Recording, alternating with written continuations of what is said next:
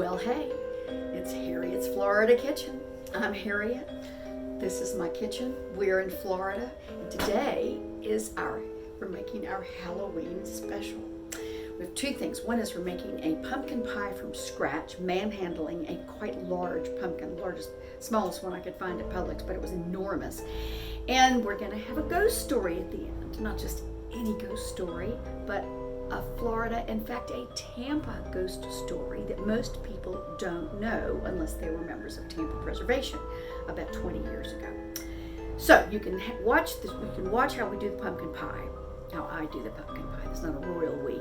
And then if you want to stay on for the ghost story, you may. If you want to click off, you can certainly do that. Now, the first thing I'm going to do is I'm going to actually cut up the pumpkin pie, put it in the oven, and then I'll do the recipe. Now, this can be a heart attack causing pumpkin pie, not because it's so rich. Well, it is pretty rich, but it will trick you. If you've ever made a pumpkin pie out of canned pumpkin, then you know it's pretty straightforward. You dump the pumpkin out of the can and you mix the stuff up, and it's a nice sort of solid kind of pie feeling thing, and you put it in the oven and it's done. Well, the first time I ever made this, it was quite by mistake. I needed to do 7 pies for a church. You hear me talk about my church in London. So we were doing a parish luncheon, and where I was doing 7 pumpkin. I said I'd do 7 pumpkin pies, American pumpkin pies, because it's a New World fruit, even though they have quite a lot. I mean, vegetable, even though they have a lot in the United Kingdom now. They have America to thank for that, and we have, of course, a Native American. So I digress. The pumpkin, so I went to the store, went to Tesco, went to Waitrose, couldn't find any canned pumpkin. I'm hoping it may be different now, but it certainly wasn't when I did this about 15 years ago. So I had to buy pumpkins. I'd said I would do it. This was on the Saturday before I had to take all of them to church. So I said, okay, well, I'm sure I've got a recipe somewhere. So I bought a bunch of pumpkins and I brought them home. And I was having company for dinner. We were having our friend Bobby, and he and Philip were mulling around things in the living room and having drinks, and I was in there making the pumpkin pie. And I made 7 for the church and 1 for us, and I poured it into the shells. It didn't just glump in. That's the way it's supposed to, or you think it is. I poured it in, and Bobby and Philip came in, and the 3 of us stood around the table looking at the pies. Bobby said, I think you're going to have to go by Waitrose in the morning and buy 7 pies. This is not looking good. I said, I know. I think I will too. Okay, that's my backup plan. But then it was too late to go out and buy pies. It was, after dinner time. Oh, well, it wasn't quite dinner time. Maybe almost dinner time. So I put all the pies in the oven, all 8 of them. I had 2 ovens, so I put all the pies in. And lo and behold, it worked. It came out and was the most elegant, light pie that perfectly set, cut perfectly. So I'm just letting you know, don't get traumatized if you see that happen. Okay, now we will begin, and as I said, you can stay after the end and I will tell you my ghost story. All right, on to the recipe. We are using the Fannie Farmer recipe from what is called is officially called the Boston Cooking School Cookbook, the pumpkin pie recipe. And this says that you can use 3 cups steamed and strained pumpkin, or you can use canned pumpkin, if you use canned pumpkin, you would use a pound 13-ounce tin. Now, once you see me cutting up this pumpkin, you're going to say, definitely going for the can. But I will tell you, it is so tasty to use fresh pumpkin. Now, I really worked this pumpkin. I wrangled it to the ground, and I must say that I found out later there actually is something called a pumpkin pie. There is called something called a pie pumpkin, and it's not necessarily where all the other pumpkins are, and it's probably about a quarter of this size. My friend Minda informed me of that after I had done this. So I made far too much. I had far more pumpkin than I actually needed, and probably this very one, the very first one I'm working on, would have given me enough, maybe half of the pumpkin. I don't know, but certainly I have enough to make the pumpkin pie and the pumpkin bread, or pumpkin bread, or whatever else I want to make. So obviously, as you can see, I'm scraping the pulp and the seeds out, and all I'm using is a spoon. It's not very hard to do. You can use a knife if you want to, but it's whatever is the easiest. If you have an old grapefruit spoon or something, no, probably a grapefruit spoon would be a little too tender. I don't think you can do it with that. Anyway, you can certainly do cucumber with that, but not a pumpkin. So you scrape out as much of the pulp and the seeds as you can possibly do, and you try not to cut yourself with the knife when you cut it open. And then, so once you get all of those out, if you want to save the seeds, you can. There are things you can do with the seeds. I just didn't, this was too exhausted by the time I'd wrangled this thing to the floor. So the next thing that you can do, once you've got the pumpkin all scraped out, you move on to the next step. And that is that you put the pumpkin on a big sheet. Now, there are all kinds of ways that you can do this. You can put it on a big sheet. You can boil it in a pan, which seems like a huge problem to me because it's just great big and lunky. You can microwave it. This seems like a real big problem because microwaves aren't very large. So you can definitely just pop it into the oven, pumpkin pieces face down, and stick it in there for 45 minutes in a 350 oven. And then you just wait. So after 45 minutes or so, you check the pumpkin, being very careful because it'll be very hot. You pull it out, and you check to see if it is fork ready. It's fork tender. You stick a fork into it, and you can see that some of these are very tender, but then some of them are not. Well, in this giant pumpkin that's about, the pumpkin that ate Tampa, you can discard some of them, or you can even bake them further later. But in this case, I thought, really, this is just fine. Let's just work with what we have. Okay. So now that's out of the oven and it's still nice and warm. So you take a knife. I took a knife. I think probably some people maybe would just take a fork or something. But it seemed easier to me to take a knife and just slice the skin off. If it's not ready yet, just put it aside. You can cook it again later if you want to. So I carved off as much of the skin as I could get until I kind of got bored with the whole process. And I cut, so that goes in the garbage. You have no seeds left. You don't have to worry about that. So take as much off as you can, and if you get to a part that doesn't feel like it's cutting properly and won't puree very smoothly, put it aside. Do something else with it. Cook it again later. I cheated. I had it in the oven for about an hour, and parts of it felt really soft, but I had a lot of pumpkin in there. And parts of it didn't feel as soft, so I put it in the microwave for about 10 minutes. I'm going to cool it, and I'm just going to let it cool and go to lunch. And then I'm going to come back and puree it, but that looks about right to me. I don't think it needs to be any more pureed. And it's not really, it's not pureed yet. I don't think it needs to be any softer than that. That should be fine. I used 2 ready-to-go pie shells that I bought frozen from the grocery store. They come 2 in a package. And for those, you cook those according to the directions on the package for 10 minutes. And before you do it, you put you poke holes into it just to make sure that you've got some air coming out. So the next thing we do is we put them in the oven, and we're going to bring them out. They're going to be pale, not golden, not browned, and then we're going to put them aside just for a few minutes while we make the rest of it. Then we're going to puree the pumpkin. And I was really lazy here. I didn't go ahead and do it in multiple batches. That was kind of stupid, but it didn't make that much difference. It's not very juicy. If it's real juicy, of course, it'll flow out of your food processor. Always a big problem. So I stuffed it in here just to be lazy, and it made plenty, but you can do this in a couple of batches. It's pretty easy. And then to your pumpkin puree, you add the rest of the ingredients we're going to put in. You're going to scald 2 cups of milk. Remember, as always, to be very careful with the microwave. We do not want to get into trouble again and have any explosions, but I don't think we put in the 3 cups of the 3 cups of pumpkin, 1 cup of light brown sugar. Mix it up really well. Another cup of white sugar, 2 tablespoons of molasses,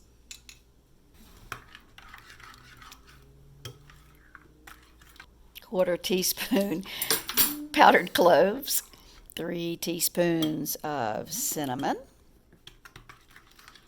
3 teaspoons of ginger, a teaspoon of salt. Okay, you know I like to beat the eggs in a separate bowl just to make sure that if there's a bad one, you don't screw up the rest of what you're making. So you whip the eggs together just a little. They don't have to be all that whipped up. And then just enough to be mixed and beaten. And then you put them in with the rest of the pie mixture. And then beat the whole thing up. Doesn't matter how much you beat it up. It's not going to hurt it. Just stir it up completely so it is thoroughly blended. Stir that completely. And you get the milk out of the microwave or off the oven, or off the stove, whatever you want. And you pour 2 cups of scalded milk, which remember doesn't come to a boil. It's just barely sort of bubbling around the top. And you pour the milk into the pie mixture. Now, remember, beat everything really, really fast, because if you don't, you're going to have scrambled eggs or poached eggs. It will not be very nice. Thinking about it, I think I should have used a bigger bowl for this, because it does make 2 pies. So a shallow dish like this is probably a dumb idea. Probably should have done something that I could have sort of whipped it up with an actual egg whip, because the pumpkin is so thin, you really can't do that. If you use canned pumpkin, it might not be so thin. But anyway, you need to use a bigger bowl, I think, than the one that I did use. That'll be better. So then you're going to take the pie. You're going to take the pie mixture, and you're going to pour it into the shells.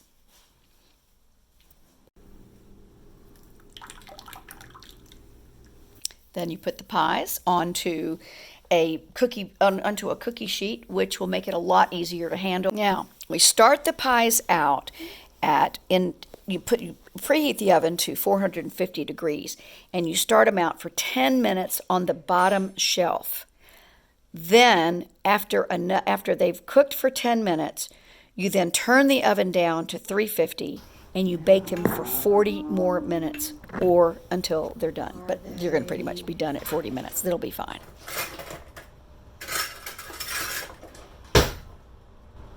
Oh, they're sort of, can you see them sort of moving? Whew. That's clean. Okay, that's clean. Well, we're going to have to let them sit now. If you can see, they're kind of wiggling. Can you see that they have kind of a life of their own?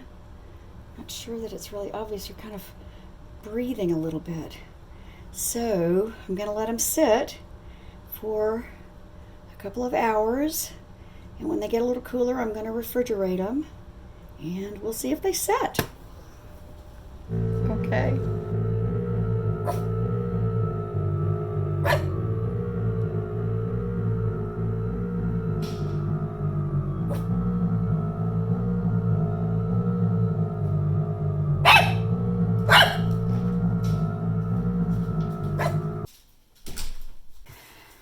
All right, let's try it out. Now, I'm not putting any whipped cream on it at the moment. Nor am I serving it with any ice cream. Let's see if I can make this look right. Okay. Oh, it looks like it's gonna be really good. Let me put this through here. Okay. Comes out perfectly.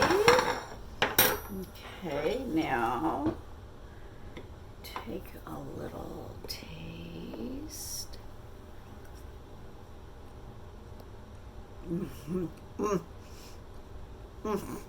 It's just like I remember. Oh, maybe another little bite I think would be a really good idea. So I just barely baked the crust. As you know, I poured this in, but it is nice and solidified. You can see. Not looking at it, but it developed into a nice shape. Not shape, what am I trying to say? It developed solidity, like a pie is supposed to be. I'm not having to eat it with a spoon. It's really good. Okay.